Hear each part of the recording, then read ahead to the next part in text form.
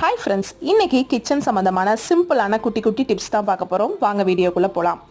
நம்ம சாம்பார் கூட்டு எதுக்குமே பருப்பு வேக வைக்கும் போது விளக்கெண்ணெய் விட கொஞ்சமாக நெய் சேர்த்து வேக வச்சு பாருங்கள்.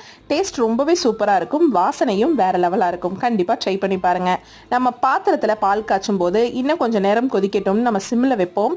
அந்த டைம் பால் பொங்கிட்டே இருக்கும். அந்த மாதிரி பொங்காமல் இருக்கிறதுக்கு ஒரு உடன் கரண்டியோ இல்லை பூரிக்கட்டையோ வச்சிங்கன்னா பால் பொங்கி வராது. அரிசியில் சின்ன சின்ன வண்டு அதே மாதிரி புழுவெல்லாம் சீக்கிரம் வருது அப்படின்னா நீங்கள் 2 பிரியாணி இலை, ஒரு 3 காஞ்ச மிளகாயை நீங்கள் அரிசிக்குள்ளே போட்டு வச்சுருங்க. அப்படி வச்சிங்கன்னா நீங்கள் அரிசி ஃபஸ்ட் டைம் யூஸ் பண்ண மாதிரியே லாஸ்ட் எண்டு வரைக்கும் அதே மாதிரியே நல்லாயிருக்கும். நெக்ஸ்ட் டிப்பு, நம்ம முட்டை வேக வைக்கும்போது முட்டையை நல்லா கழுவிட்டு வேக வைங்க. அதே மாதிரி ஒரு ஸ்பூன் அளவுக்கு கல்லுப்பும் சேர்த்து வேக வச்சிங்கன்னா முட்டை விரிசல் விடாது, உரிக்கிறதுக்கும் ரொம்ப ஈஸியாக இருக்கும். கண்டிப்பாக இந்த டிப்ஸ் எல்லாம் உங்களுக்கு யூஸ்ஃபுல்லாக இருந்துச்சான்றதை கமெண்ட் பண்ணுங்கள். நெக்ஸ்ட் இதே மாதிரி ஒரு சூப்பரான டிப்ஸோட உங்களை பார்க்குறேன். பாய்.